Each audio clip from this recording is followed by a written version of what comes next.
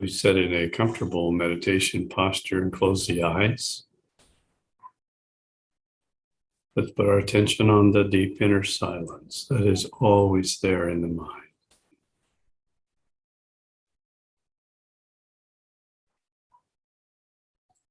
That inner silence is the silent witness.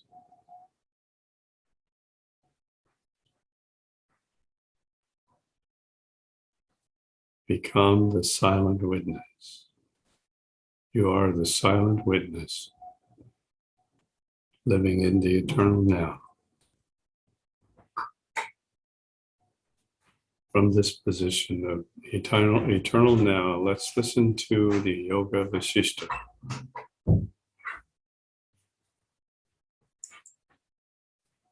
We're in Book 5, Chapter 23, continuing with verse 14.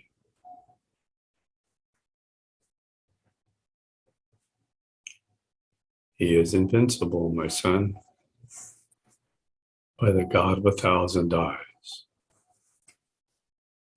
and also by the gods of riches, Kubera, and death, Yama,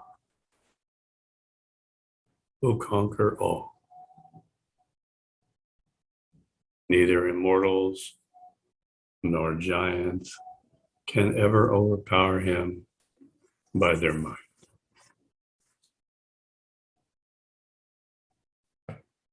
All weapons are defeated in their attempt to hurt him. Swords, mallets, spears, bolts, discs, and cudgels hurled against him are broken to pieces as if striking against solid rock.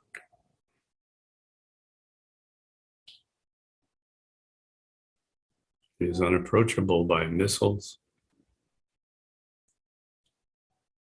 invulnerable to arms and weapons, and cannot be taken by the dexterity of warriors.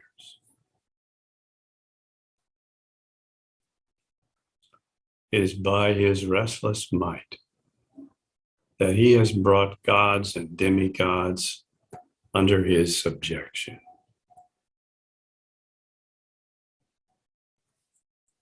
It was he who defeated our forefathers, the mighty Hiranyakshipu and Hiranyaksha, before they were destroyed by the great Vishnu, who felled the giant Asuras like a storm breaks down sturdy and rock-like oaks. The gods Narayana and others, who had been the instructors of men, were all defeated by him and confined in their cells in the womb of their mothers by a curse of sage Bhrigu, who denounced them to become incarnate in human forms.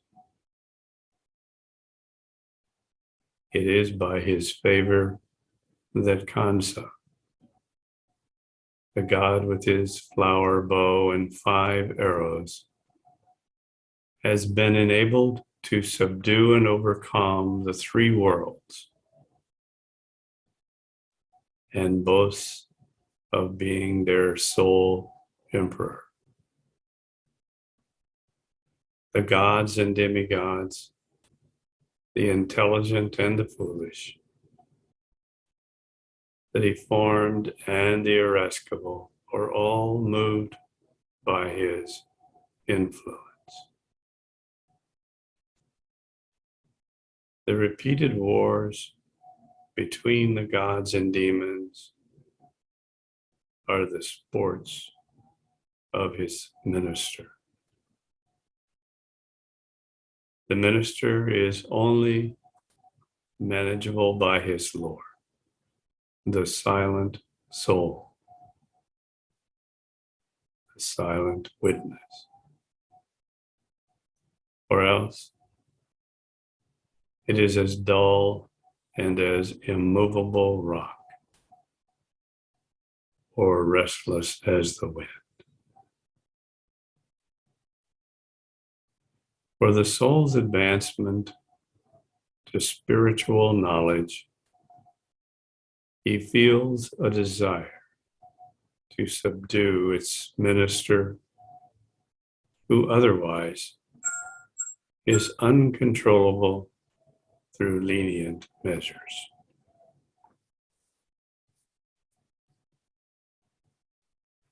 You are said to be valiant if you can conquer the greatness of the giants in the three worlds, who has been worrying all people out of their breath.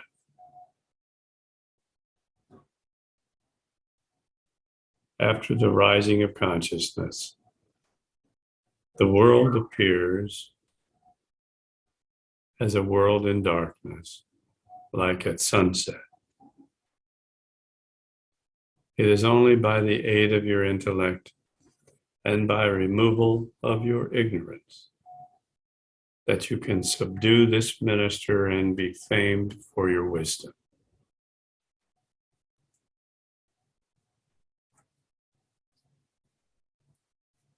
By subduing this minister, you become the conqueror of the world, though you are no victor of it. By not subjugating this minister, you can have no subjection over the world, though you may be the master of it.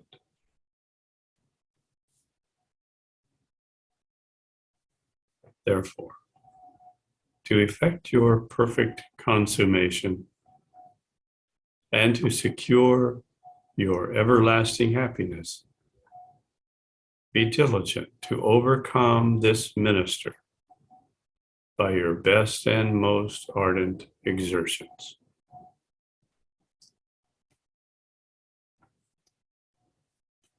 It is easy for he who has been able to subdue the minister by its superior might to overcome the triple world and keep all its beings of gods and demons, the bodies of nagas and men, the races of yakshas and rakshasas, and the tribes of serpents and kinnaras.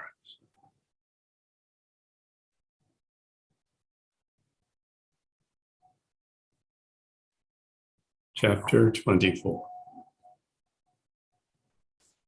Virochana on mind control, hiring teachers, and practicing reason and detachment and realization. Bali said, Sage, tell me plainly, who is this minister that is so mighty? How can such a mighty being be defeated and brought under subjection? Rochana replied, though the minister is invincible and stands above all in his great might, yet I will tell you the way in which he may be overcome by you or anyone else. Son, if you employ the proper means, it is easy to bring him under subjection. Otherwise, he will have the upper hand over you, like a snake's poison that is not timely repelled by efficacious mantras. and incantations. The ministerial mind, if it is brought up like a boy in the right way, leads a man to the presence of the sovereign soul, the silent witness, like royal service, advancing the civil servants before his king.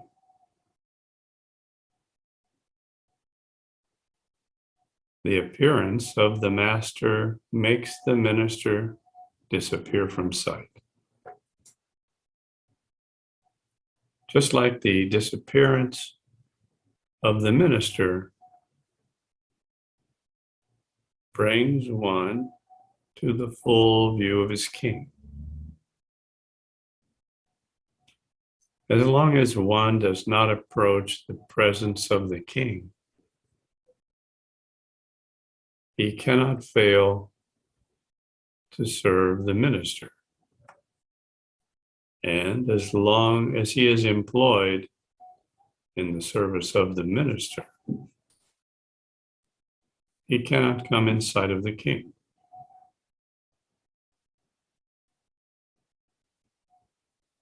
The king being kept out of sight,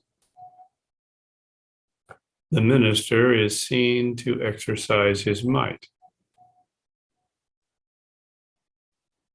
But the minister kept out of view, the king alone appears in full view. Therefore, must we begin with the practice of both these exercises at once, namely, approaching by a degree to the side of the king and gradually sliding the authority of the minister.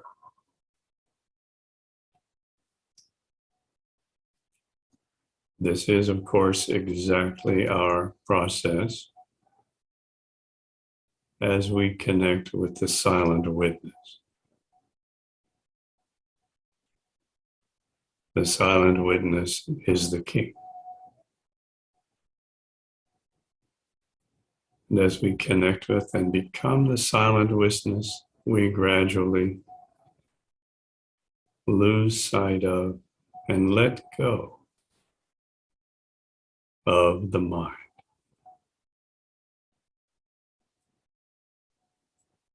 We distance ourselves from the mind as the silent witness.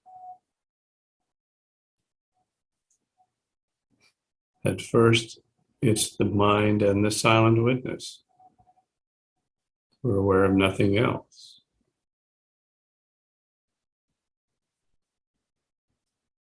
As we go deeper into the silent witness, we become aware of the body, the senses of the body, the activities of the mind.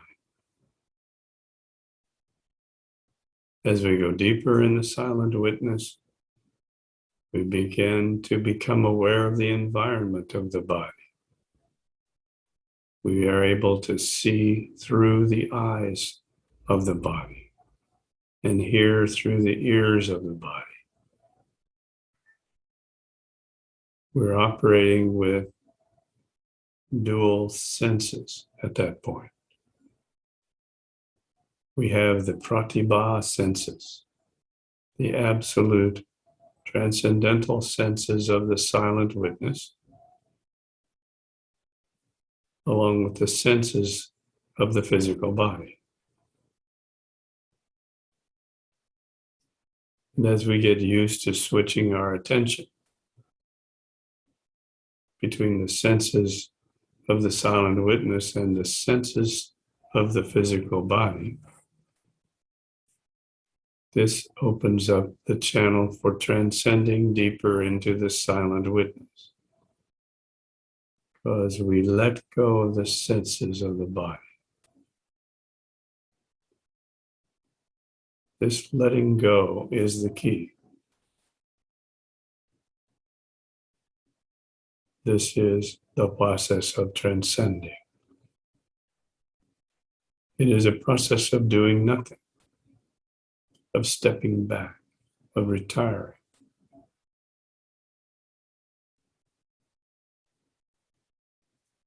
And as we continue this process of transcending, we become aware of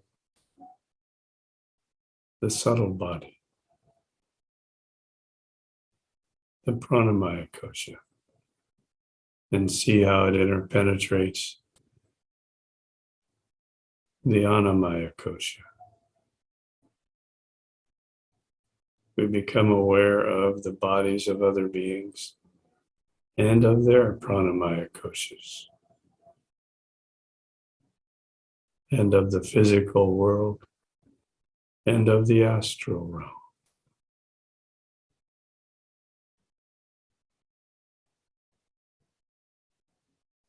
And then we transcend even deeper, going deeper into the silent witness and becoming the master of all the koshas, not only of what we used to describe as our body, but as the koshas of all the body.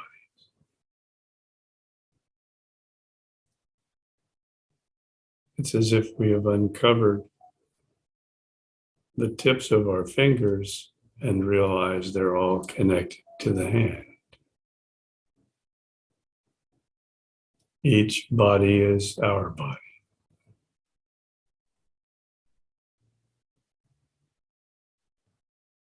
No body becomes special anymore.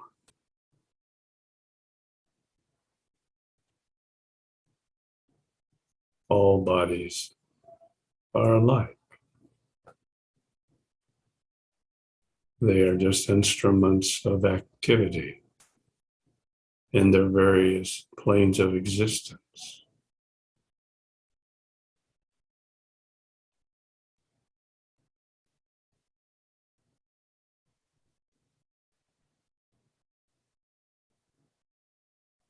You must use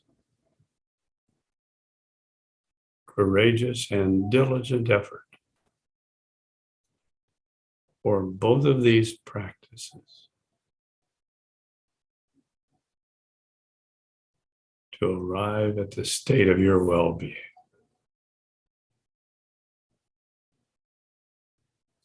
This is why we meditate every day. As much as possible, we are practicing this connection and being as the silent witness, exercising our ability to maintain that connection and distancing ourselves from all the aspects of the material and subtle universe. As we let go again and again, repeatedly letting go and transcending deeper and deeper.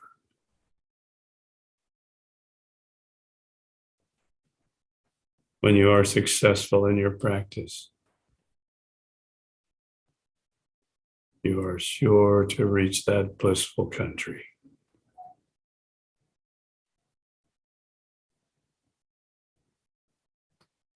As we go deeper in our transcendence, we reach the Anandamaya Kosha, that body of bliss, where all the bodies, all the aspects of the universe, all the objects, all the things that were making up the universe merge into one single blissful wholeness.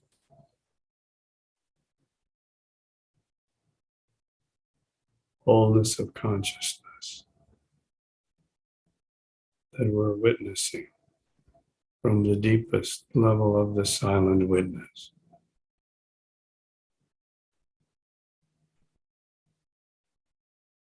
This is Paramajyoti. This is Krishna's effulgence. You are that effulgence of Krishna.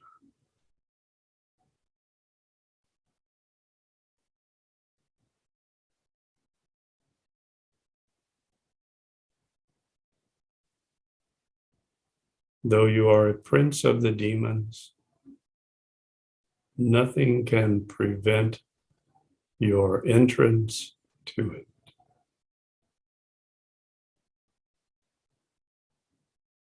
That is a place where the blessed live, whose desires are at rest and whose doubts are dissipated, and whose hearts are filled with perpetual joy and calmness.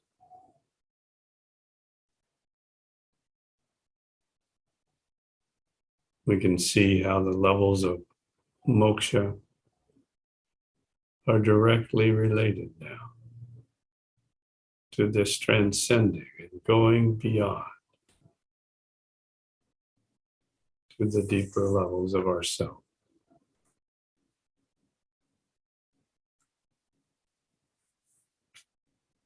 Now, my son, let me explain what that place is in which I call the country. It is the seat of liberation, and where there is an end of all our pains. The king of that place is the soul of divine essence, which transcends all other substances. It is the soul that appoints the mind as its wise minister.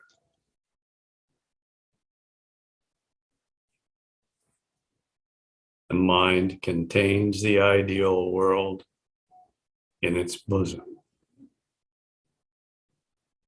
and exhibits its conscious form to the senses.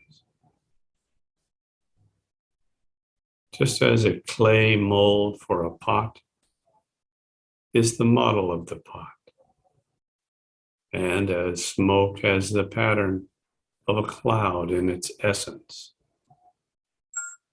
and represents the shadowy forms in the sky. Therefore, when the mind is conquered, everything is subdued and brought under subjection. But without adopting the proper means for its subjection, the mind is invincible. We know the mind to be just an illusory expression, like smoke coming off the logs of karmic traces that are there smoldering deeply in the awareness, giving rise to all kinds of thoughts and doubts and fears and various desires.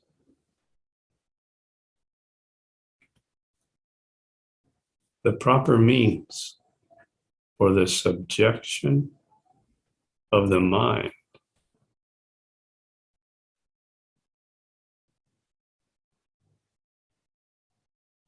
is to eliminate the smoldering logs of karmic traces.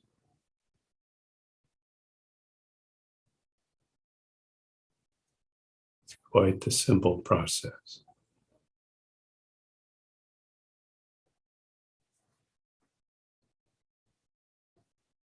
Once the karmic traces are balanced, the mind disappears.